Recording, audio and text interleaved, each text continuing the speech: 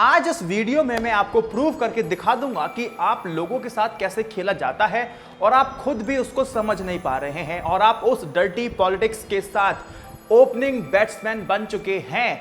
और आज की इस वीडियो में मैं बात करूंगा Narendra Modi as a best and Rahul Gandhi is waste. और जो दूसरी वीडियो बनाऊंगा उसमें करूंगा नरेंद्र मोदी वेस्ट और राहुल गांधी बेस्ट। अब दो वीडियोस बनाऊंगा। आज की वीडियो में बात करूंगा राहुल गांधी जो हैं वेस्ट हैं और प्रधानमंत्री मोदी बेस्ट है। और मेरा यकीन मानिए कि आप दोनों ही वीडियोस को देखने के बाद कन्विंस हो जाएंगे कि हाँ सही कहा। क्यों? ये एक प्रॉब्लम है, बहुत बड़ी प्रॉब्लम है। कितना आसान है आप सभी को कन्विंस करना वो आप खुद ही देख लीजिए। आज जो मैं वीडियो बना रहा हूं इसको मैं दो कैटेगरी में कैटेगराइज कर रहा हूं। पहला कैटेगरी होगा कैरेक्टर असैसिनेशन, एक के कैरेक्टर को असैसिनेट करो, डिफेम करो, और दूसरा होगा कि पॉलिसीज के साथ और उनके जो फैक्ट्स एंड फिगर के साथ कैसे खेला जाता है वो भी आप समझो। चलिए पहली कैटेगरी के बारे में बात करते हैं, वो है कैरेक्टर असैसिनेशन और कैसे डिफेम किया जाता है एक दूसरे को। समझिए, बेस्ट फॉर नेशन कौन? नरेंद्र मोदी। और मोदी इज नॉट सरनेम, अगर सरनेम नहीं है तो क्या है? Man of developing India. वो क्यों? क्योंकि मोदी गुजरात डेवलपमेंट की जब भी बात आती है वो सफलताएं हम लोगों के सामने आ जाती है। वहीं दूसरी तरफ राहुल गांधी जी का जो नाम हमारे सामने आता है तो राहुल गांधी सिर्फ एक नाम नहीं, वो एक गलती है। Rahul Gandhi is a king of under development, क्योंकि अमेठी में देख लीजिए कि उन्होंने क्या क्या किया, कैसे कैसे करतूतें किए, कारनामे किए हैं। आप ये सब पिक्चर्स देख लीजिए और खुद ब खुद कंक्लूजन पे आ जाएंगे।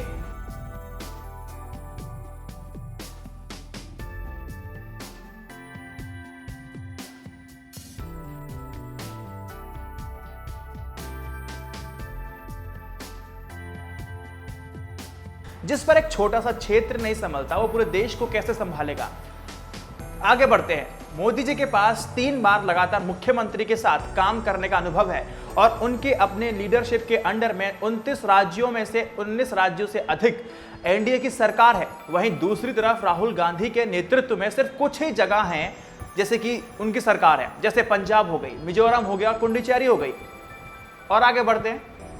जब 67 वर्ष के प्रधानमंत्री बोलते हैं तो उनको दुनिया सुनती है, ताली बजाती है और कहती है कि उनसे अच्छा देश को नेता कभी मिल ही नहीं सकता, ऐसा पब्लिक का कहना है। उन्होंने देश की दशा और दिशा बदल दी है और भारत का कद जो विदेश में पहले था उससे काफी ज्यादा बढ़ चुका है।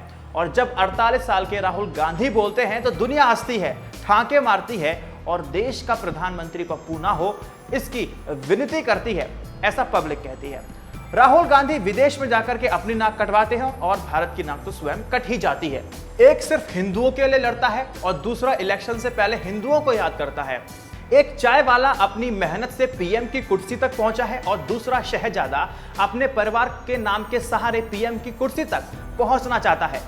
देश के प्रधानमंत्री नरेंद्र मोदी जी डिजिटल इंडिया की बात करते हैं जिसमें इंडिया विश्व का सबसे बड़ा second largest market of smartphones बन चुका है with 460 million users of internet.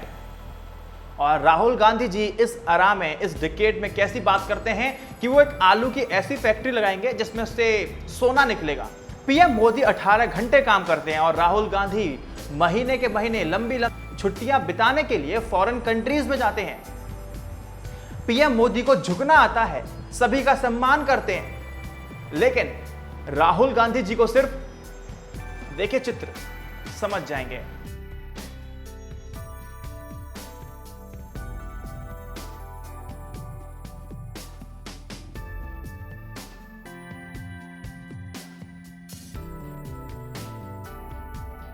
जो अपना भाषण खुद नहीं लिख सकते वो देश की किस्मत और तकदीर को कैसे लिख लेंगे? 70 सालों में देश को लूटा है कांग्रेस ने। आखिर 70 सालों में भारत को दिया क्या है? गड्ढे भरने में तो टाइम लगेगा, तो 5 साल 4 साल कुछ नहीं। हर कोई नरेंद्र मोदी को अपना रोल मॉडल मानता है, तो राहुल गांधी को कितने रोल मॉडल मानते हैं? आखिर प्रधानमंत्री मोदी ने क्या क्या नहीं किया? उन्होंने जनधन योजना को लागू किया, गरीबों को बहुत फायदा मिला। प्रधानमंत्री उज्ज्वला योजना को उन्होंने लागू किया, गरीबों को बहुत फायदा मिला। इलेक्ट्रिफिकेशन ऑफ विलेजेस, हर गांव तक बिजली पहुंचाई है। सैनिटाइजेशन फैसिलिटीज दी हैं। अब पाकिस्तान को मुंह तोड़ जवाब दिया है, सर्जिकल स्ट्राइक करके बेटर हेल्थ फैसिलिटीज प्रोवाइड कराई है, इंप्रूव्ड इंफ्रास्ट्रक्चर्स, ट्रांसपोर्ट फैसिलिटीज और जीडीपी ग्रोथ इस समय बहुत अच्छी है भारत की, और जीडीपी में चाइना को पीछे छोड़ दिया है भारत ने। अब दूसरी कैटेगरी की बात करता हूं, पॉलिसीज के साथ कैसे खेला जाता है और फैक्ट्स के साथ खेला जाता है। प्रधानमंत्री नरेंद्र मोदी ने डीमोनेटाइजेशन का फैसला लिया था, जो कि गलत था, लेकिन वो गलत नहीं था। ऐसा ऐतिहासिक फैसला सिर्फ मनमोहन सिंह जी कतई भी नहीं ले सकते थे, बिल्कुल नहीं ले सकते, क्योंकि उनको डर था, लेकिन नरेंद्र मोदी के मन में विश्वास था। थोड़ा डिटेल से मैं समझाता हूं आपको। 1999 से लेकर के 2004 तक असेट इन्फ्लेशन रेट की अगर मैं बात करूं तो गोल्ड 38% का उसमें राइज आया था, और आपका स्टॉक प्राइस में 32% की वृद्धि थी, और रियल स्टेट में 20% की वृद्धि थी। ठीक है, अब कुछ साल बीत गए, कुछ साल बीतने के बाद फिर इन असेट का मूल्यांकन किया गया। असेट का इन्फ्लेशन रेट अगर दोबारा देखा जाए तो गोल्ड में 303% का हाइक आया, स्टॉक प्राइसेस में आपके 311% का हाइक आया, रियल एस्टेट में 2000% का हाइक आया था। 2004 में 500 और 1000 के नोट तकरीबन 1.4 लाख करोड़ थे, और 2015 तक 500 और 1000 के नोट 15.5 लाख करोड़ हो गए। मतलब 47% का हाइक। इतना बड़ा हाइक क्यों आया वो भी समझिए।